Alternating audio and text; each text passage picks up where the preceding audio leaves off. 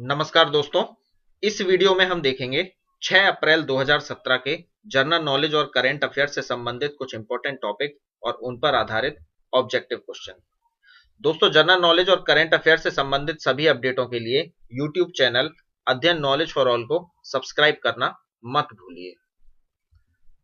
आज का पहला प्रश्न है, शुंगलू समिति निम्न में से किससे संबंधित है? और इसका सही उत्तर है दिल्ली राज्य सरकार की जांच से। सितंबर 2016 में तत्कालीन उपराज्यपाल नजीब जंग द्वारा केजरीवाल सरकार के फैसलों की समीक्षा के लिए गठित शुंगलू समिति ने अपनी रिपोर्ट सरकार को सौंप दी है और रिपोर्ट में कहा गया है कि सरकार ने अधिकारियों के परामर्श को दरकिनार कर संवैधानिक प्रावधानों, सामान्य प्रशासन से जुड़े कानून और प्रशासनिक आदेशों का उल्लंघन किया है। इसमें उपराज्यपाल से पूर्वानुमति लेने या फैसलों को लागू करने के बाद उपराज्यपाल की अनुमति लेने और सरकार द्वारा अपने अधिकार क्षेत्र से बाहर जाकर फैसले करने जैसी अनियमितताएं शामिल हैं। रिपोर्ट में मुख्यमंत्री अरविंद केजरीवाल के 25 फरवरी 2015 के उस बयान का हवाला भी दिया गया है जिसमें उन्होंने कहा था कि कानून व्यवस्था, पुलिस और जमीन से जुड़े मामलों की फाइलें ही उपराज्यपाल की अनुमति के लिए मुख्यमंत्री कार्यालय के द्वारा भेजी जाएंगी। समिति ने अपनी रिपोर्ट में केजरीवाल सरकार द्वारा शासकीय अधिकारों के दुरुपयोग के मामलों के अधिकारियों के तबादले, तैनाती और अपने करीबियों की तमाम पदों पर नियुक्ति करने का भी जिक्र किया है। इसमें स्वास्थ्य मंत्री सत्येंद्र जैन की बेटी को एक सरकारी अभियान की मिशन ऑफिसर बनाने और सरकारी संपत्ति के आवंटन सहित अन्य मामले भी शामिल हैं। अगला प्रश्न देखते हैं, उत्तर प्रदेश सरकार द्वारा किसानों के ऋण माफ करने के फैसले के कार्यान्वयन हेतु गठित समिति के अध्यक्ष कौन है? और इसका सही उत्तर है राहुल भटनागर। उत्तर प्रदेश सरकार ने राज्य में किसानों के फसली ऋण माफ करने के फैसले के कार्यान्वयन हेतु एक 6 सदस्यीय समिति का गठन किया है और समिति के अध्यक्ष राज्य सरकार के मुख्य सचिव राहुल भटनागर हैं। समिति सरकार के निर्णय को लागू करने हेतु राष्ट्रीयकृत बैंकों, सरकार, सहकारी तथा ग्रामीण बैंकों के मध्य समन्वय स्थापित करेगी। समिति पिछले मार्च तक किसानों द्वारा लिए गए ऋणों की माफी हेतु तौर तरीके और प्रक्रिया भी तय करेगी। यह समिति बैंकों की वित्तीय सहायता हेतु कार्य योजना भी तैयार करेगी। आलू किसानों को राहत हेतु उप मुख्यमंत्री केशव मौर्य की अध्यक्षता में समिति का गठन किया गया है और उत्तर प्रदेश में नई उद्योग नीति तैयार कर उसे लागू किया जाएगा और प्रदेश में पूंजी निवेश हो, उद्योग आए और युवाओं को रोजगार मिले, इसके लिए उप मुख्यमंत्री डॉक्टर दिनेश शर्मा की अध्यक्षता में समिति का गठन किया गया है और प्रदेश की कुल जनता का 40% खेती पर ही निर्भर है। तो हमें यह ज्ञात होना चाहिए कि उत्तर प्रदेश में 2 उप मुख्यमंत्री हैं, एक है डॉक्टर दिनेश शर्मा और एक है केशव मौर्य। अगला प्रश्न देखते हैं, दाविद ईसाक किस क्षेत्र से संबंधित हैं? और इसका सही उत्तर है पत्रकारिता से। दाविद ईसाक को 2017 के UNESCO Guillermo Cano world press freedom prize देने के लिए चुना गया है। ईसाक को उनकी हिम्मत, प्रतिरोध और अभिव्यक्ति की स्वतंत्रता के प्रति प्रतिबद्धता हेतु इस प्रतिष्ठित पुरस्कार के लिए चुना गया है। इस पत्रकार को सितंबर 2001 में हुई मीडिया के निष्कासन के मामले में गिरफ्तार किया गया था और उनका वर्तमान स्थान अज्ञात है, यानी अभी यह पता नहीं है कि उनको गिरफ्तार करके कहां पर रखा गया है। पुरस्कार 3 मई 2017 को विश्व प्रेस स्वतंत्रता दिवस के मौके पर दिया जाएगा और समारोह की मेजबानी जकार्ता, इंडोनेशिया करेगा। दाविद ईसाक स्वीडिश पत्रकार और लेखक हैं। वे वर्ष 1987 में स्वीडन चले गए थे, जहां के वे बाद में नागरिक बन गए और आत्मनिर्वासित निर्वासन में चले गए। वे वर्ष 2001 से इरिट्रिया की जेल में बिना किसी ट्रायल के बंद हैं और इरिट्रिया की सरकार उन्हें गद्दार मानती है। उन्हें एमनेस्टी इंटरनेशनल ने विवेकपूर्ण कैदी माना है और उनके तत्काल एवं बिना शर्त रिहाई की मांग का समर्थन किया है। UNESCO Guillermo Cano world press freedom prize की शुरुआत यूनेस्को के एग्जीक्यूटिव बोर्ड ने 1997 में की थी और यह पुरस्कार उस व्यक्ति, संगठन या संस्थान को दिया जाता है जिसने दुनिया में कहीं भी प्रेस की स्वतंत्रता की रक्षा और प्रमोशन में असाधारण योगदान दिया हो। इस पुरस्कार का नाम गिलमोर कैना इस्जा, कोलंबियाई पत्रकार जिनकी 1986 में हत्या कर दी गई थी, उनके सम्मान में रखा गया है। अगला प्रश्न देखते हैं, केंद्र सरकार ने रेलवे में बड़े रिफॉर्म की शुरुआत के साथ रेल किराया तय करने का अधिकार किसको दे दिया है? और इसका सही उत्तर है रेलवे डेवलपमेंट अथॉरिटी यानी आरडीए को। केंद्र सरकार ने रेलवे डेवलपमेंट अथॉरिटी आरडीए को मंजूरी प्रदान कर दी है। रेलवे में बड़े रिफॉर्म की शुरुआत के साथ ही रेल किराया तय करने, रेल की परफॉर्मेंस और निजी निवेश को बढ़ावा देने की जिम्मेदारी रेल डेवलपमेंट अथॉरिटी पर ही होगी। रेल डेवलपमेंट अथॉरिटी में एक चेयरमैन और 3 सदस्य नामित किए गए हैं। चेयरमैन और सदस्य का कार्यकाल 5 वर्ष तक होगा। यह रेलवे रेगुलेटरी का काम करेगा।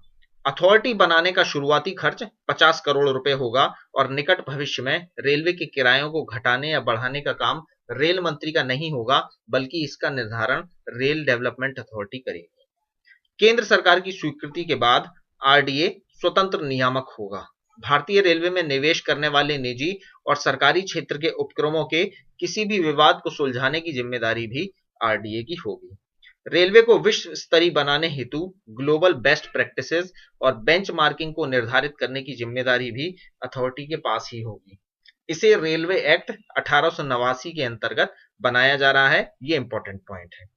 वर्ष 2001 से ही रेलवे में रेगुलेटर की भूमिका हेतु कई कमेटियों का गठन किया गया है और इनमें प्रमुख हैं। सबसे पहले वर्ष 2001 में डॉक्टर राकेश मोहन की अगुवाई में एक एक्सपर्ट ग्रुप बनाया गया।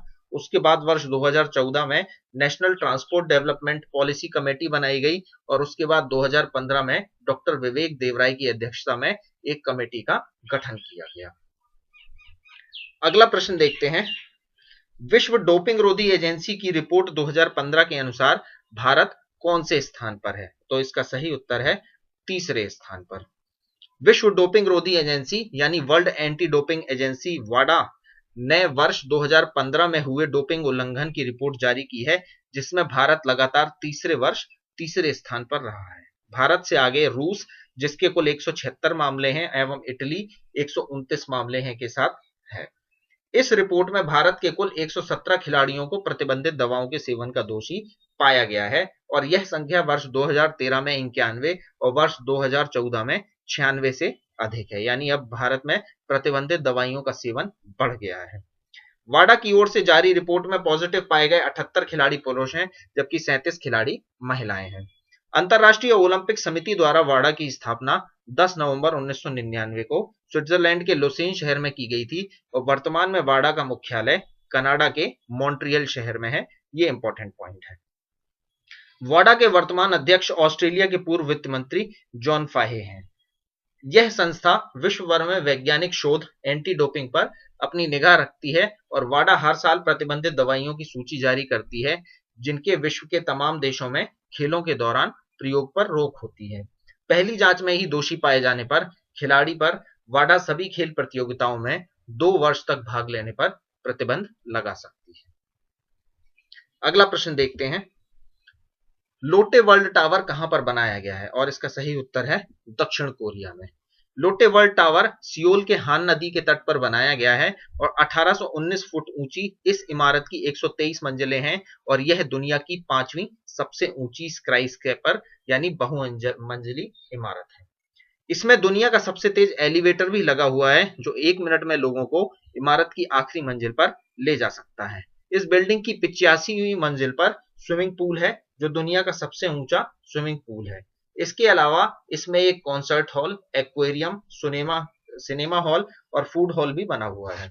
दुनिया की 5वीं सबसे ऊंची इमारत लोटे वर्ल्ड टावर का 3 अप्रैल 2017 को इनॉग्रेशन भी हो गया है और इसकी ऊंचाई 555 मीटर है, जो लगभग 2280 करोड़ रुपए में बनकर तैयार हुई है। सियोल दक्षिण कोरिया की राजधानी है और यह शहर हान नदी के किनारे बसा हुआ है। अगला प्रश्न देखते हैं। मिनिमम एज कन्वेंशन और worst form of child labour किस अंतरराष्ट्रीय संस्था से संबंधित कार्यक्रम है? और इसका सही उत्तर है अंतरराष्ट्रीय श्रम संगठन। केंद्रीय मंत्रिमंडल यानी भारत के केंद्रीय मंत्रिमंडल ने 31 मार्च 2017 को मिनिमम एज कन्वेंशन 1973, जिसकी संख्या 138 है, और worst form of child labour convention 1999, जिसकी संख्या 182 है, इसको लागू करने की मंजूरी दे दी है। यानी भारत में अब ये दोनों कानून लागू हो जाएंगे। अंतर्राष्ट्रीय श्रम संगठन के 2 मौलिक आचार संहिता के सत्यापन की मंजूरी नई दिल्ली में प्रधानमंत्री नरेंद्र मोदी की अध्यक्षता में हुई मंत्रिमंडल की बैठक में दी गई है।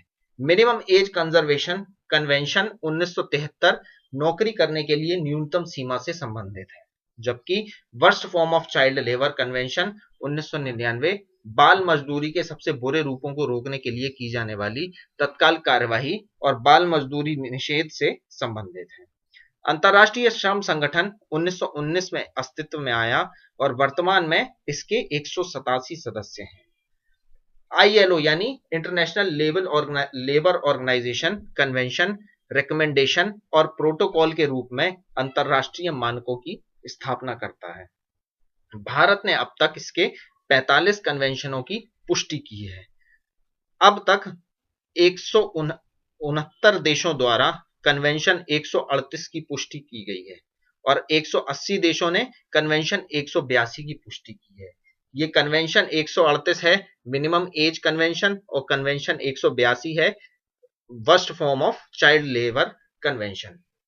इन 2 प्रमुख कन्वेंशन को मंजूरी देकर भारत भी अब उन देशों की सूची में शामिल हो जाएगा जिन्होंने बाल मजदूरी निषेध कानून अपनाए और बच्चों को रोजगार देने के काम पर रखने पर सख्त प्रतिबंध लगाए हुए हैं।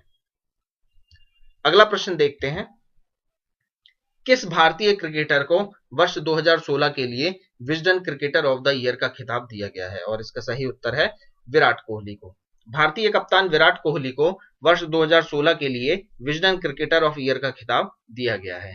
कोहली ने पिछले साल 75.93 की औसत से 1215 टेस्ट रन बनाए हैं और इसके अलावा 10 वनडे इंटरनेशनल मैचों में 92.37 की औसत से 739 रन बनाए हैं। वहीं T20 मैचों में 106.83 की औसत से 641 रन बनाए हैं। सिर्फ 6 बल्लेबाजों ने एक कैलेंडर ईयर में कोहली से ज्यादा रन बनाए हैं, लेकिन औसत के मामले में कोई भी भारतीय कप्तान के आसपास नहीं है, इसीलिए इन्हें यह पुरस्कार दिया गया है और वर्तमान में विजडन के संपादक लॉरेंस बूथ हैं।